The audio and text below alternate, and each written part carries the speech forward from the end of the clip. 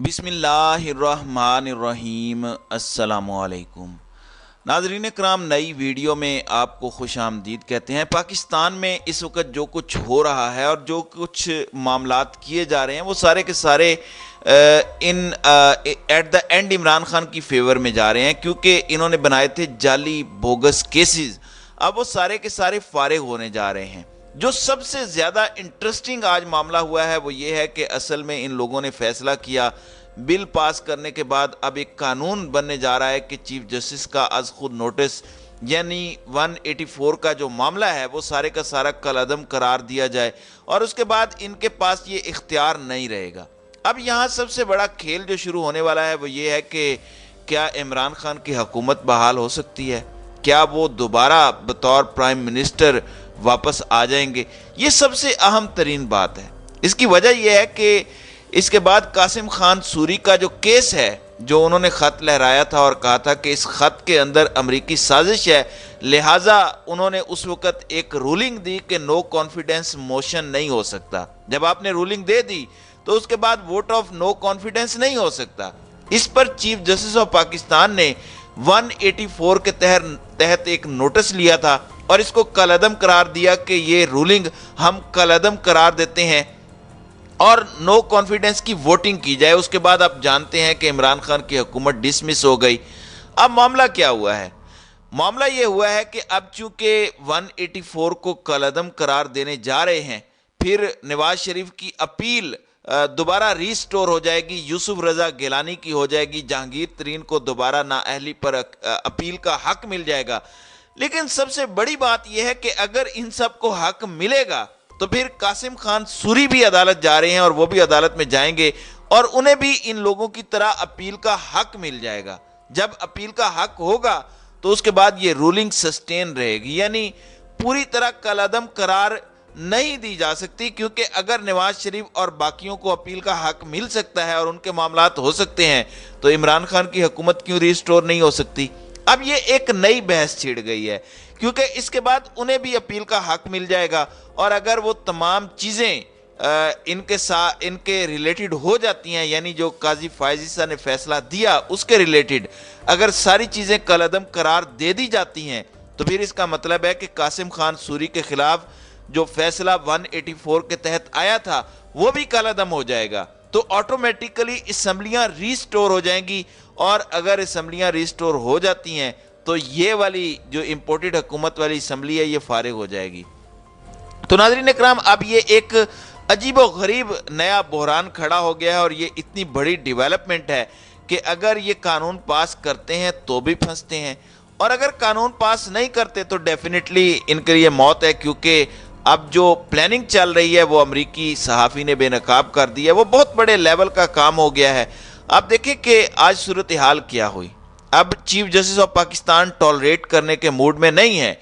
आज बेंच टूटा। एक जज ने कहा कि मैं माजरत करता हूं, कल का फैसला जो काजी फायज ईसा ने दिया उस पर मैं कायम हूं। इस पर बेंच जो है वो टूट गया। फिर चीफ जस्टिस ने कहा कि नया बेंच बनाने जा रहे हैं, यानी वो किसी ऐसे मूड में नहीं है कि कोई हेरा फेरी हो या रंगबाजी हो, किसी तरह का काम वो करने को तैयार नहीं है। दूसरी जानिब आप देखें कि अदलिया खड़ी होना शुरू हो गई है। कासिम खान सूरी का केस सुना जाएगा, ये बात आप ज़हन में रखिएगा अगर ये 184 को कलअदम करार देते हैं। लाहौर हाई कोर्ट ने भी आज एक फैसला दिया। आप जानते हैं कि वो फैसला पाकिस्तान की तारीख का सबसे बड़ा फैसला था, लेकिन वो फैसला अरशद शरीफ की वजह से दिया गया। असल में अरशद शरीफ इदारों पर तनकीद कर रहे थे और वो कह रहे थे कि अगर इस्लाम के अंदर खुलफाए राशिदीन से सवाल पूछा जा सकता है कि आपके पास चादर कहाँ से आई, तो इनसे क्यों नहीं पूछा जा सकता। वो तनकीद करते थे इदारों पर और हर तरह की तनकीद कर रहे थे और इसके साथ उन्होंने एक आइडिया जनरेट किया और कहा कि असल में ये आइन से मुतसादिम है, यानी 124A की जो दफ़ा है आज़ादी इज़हार राय की दफ़ात से मुतसादिम है। लिहाजा उन्होंने एक आइडिया दिया था जिसे एक वकील अबू ज़र गफ़ारी ने अदालत में जो है वो फाइल किया कि इदारों पर तनकीद हो सकती है, ये आज़ादी इज़हार राय के ख़िलाफ़ है कि आप तनकीद नहीं कर सकते, चाहे वो जुडिशरी हो, फ़ौज हो, ISI हो या कोई ब्यूरोक्रेसी हो, उन पर तामीरी तनकीद जायज़ है। ये नहीं हो सकता कि आप तनकीद करें और उसके बाद बगावत के मुकदमात कायम हो जाएं या कुछ और हो जाए। आज उस पर लाहौर हाई कोर्ट ने फैसला दिया اور وہ ارشد شریف کا آئیڈیا تھا، اور ان کے وکیل نے بھی کہا کہ یہ آئیڈیا ارشد شریف سے لیا تھا، اور اس کے بعد پٹیشن دائر کی۔ وہ شخص شہید ہو گیا اور آپ سب کا فائدہ کر گیا، لاکھوں نہیں کروڑوں پاکستانیوں کو فائدہ کر گیا جن پر یہ جعلی جھوٹے بغاوت کے مقدمات بنتے ہیں۔ آپ دیکھیں اعظم سواتی کا جو کیس بنا، اب وہ تنقید کر سکتے ہیں۔ عمران خان کو بھی آج ارشد شریف کی وجہ سے بڑا ریلیف ملے گا۔ ظاہری بات ہے اب عمران خان کی تقریروں پر اس طرح پابندی نہیں لگ سکے گی، پیمرا کچھ نہیں کر سکے گا۔ ابھی شروع میں تو پریشر رہے گا، لیکن اس کے بعد چیزیں ختم ہونا شروع ہو جائیں گی۔ ظاہری سی بات ہے پولیس کو جواب دہ ہونا پڑے گا پھر کہ تم نے کس مقصد کے تحت ایف آئی آر درج کیا، چاہے تمہیں کسی نامعلوم افراد نے کہا یا کسی نے بھی کہا، تو رسپانسیبل تو وہی ہوں گے۔ جب عدالت کا ایک فیصلہ آ گیا ہے کہ اب ایف آئی آر نہیں کر سکتے بغاوت کی محض کسی ادارے پر تنقید کرنے پر، اعظم سواتی نے ٹویٹ کی تھی تو آپ نے انہیں ننگا کیا۔ آج کے بعد یہ کام نہیں ہوگا، آج کے بعد اداروں پر یا کسی پر کوئی بھی پاکستانی تنقید کر سکتا ہے اور اس کے خلاف کوئی ایکشن نہیں لیا جائے گا، کیونکہ پوری دنیا میں ہوتا ہے۔ اگر یو ایس اے پر تنقید ہو سکتی ہے، برطانیہ میں تنقید ہو سکتی ہے، پوری دنیا میں تنقید ہو سکتی ہے۔ جمہوریت میں تو یہ ہوتا ہے، اگر کسی نے غلطی کی ہے تو آپ اس کی ٹویٹ کر کے اس کو مینشن کرتے ہیں، تو اس کے بعد آپ نے اس کو اٹھا کر ننگا کر لیا۔ یہ آج لاہور ہائی کورٹ نے کل عدم قرار دے دیا ہے کہ آج کے بعد کوئی تنقید کرے گا اداروں پر، کسی پر، چاہے وہ جوڈیشری پر کرے، چاہے وہ فوج پر کرے، اس کے خلاف بغاوت یا اکسانے والا مقدمہ نہیں ہو سکے گا۔ اب وہ نامعلوم لوگ نہیں آ سکیں گے جو کہتے تھے کہ جی میں بیٹھا ہوا تھا، موبائل دیکھ رہا تھا تو اعظم سواتی نے بڑی غلط ٹویٹ کی اور میرا دل بڑا دکھا، میرا خون کھول اٹھا، اور پھر اس کے بعد پورے پاکستان میں ایف آئی آر کٹنا شروع ہو جاتی ہیں۔ تو یہ جو تماشا تھا وہ اب ختم ہو چکا ہے۔ اب یہاں پر جو صورتحال ہے، قاسم خان سوری والا معاملہ جو ہے، اس وقت ایک پٹیشن تو دائر ہو گئی ہے۔ اصل میں جب تک لا نہیں بن جاتا، ابھی تو بل پاس ہوا ہے، بل پر تو کچھ نہیں ہوتا جب تک قانون نہیں بنتا۔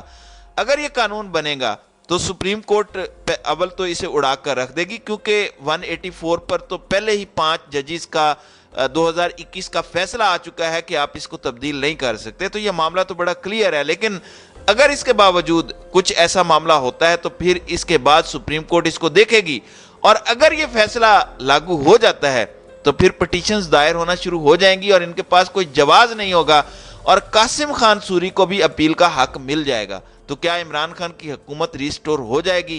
اگر فیصلے سارے کے سارے کالعدم ہو جاتے ہیں، نواز شریف یا جہانگیر ترین کا معاملہ تو بہت پرانا ہو چکا ہے، تو اگر اس میں اپیل دائر ہو سکتی ہے تو قاسم سوری والے معاملے میں کیوں نہیں ہو سکتی؟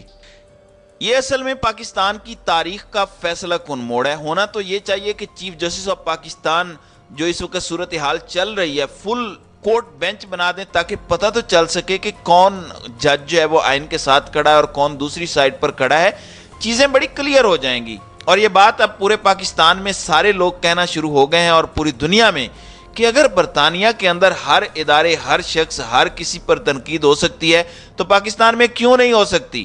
دیکھیں حضرت عمر رضی اللہ تعالیٰ عنہ سے ایک چادر سے متعلق سوال ہو سکتا ہے، تو آپ بتائیں کہ باقیوں کی کیا حیثیت ہے؟ یہ ہوتا ہے لا۔ اگر پوری دنیا میں یہ ہو سکتا ہے تو پاکستان میں کیوں نہیں؟ ہمارے ہاں تو مقدمے ہو جاتے ہیں، نامعلوم افراد اٹھا کر غائب کر دیتے ہیں۔ آپ دیکھ لیں 7 دن ہو گئے ہیں اظہر مشوانی کا پتہ ہی نہیں چل رہا، جتنے بھی پی ٹی آئی کے لوگ ہیں ان پر ظلم ہوا، بہت کچھ ہوا، لیکن ایسا تو کبھی نہیں ہوا کہ 7 دن ہو جائیں اور بندہ ہی غائب رہے آپ کے ملک سے۔ یہ پاکستان کی تاریخ میں کبھی نہیں ہوا۔ تو آج کے بعد یہ تمام کی تمام چیزیں جو ہیں وہ ختم ہو جانی ہیں، اور اس پر لاہور ہائی کورٹ کو سلیوٹ ہے کہ وہ کھڑے ہوئے ہیں اس معاملے پر۔ تو ناظرین کرام، آپ کی اس ویڈیو کے حوالے سے کیا رائے ہے؟ آپ اپنی رائے کا اظہار کامنٹ سیکشن میں ضرور کیجیے گا۔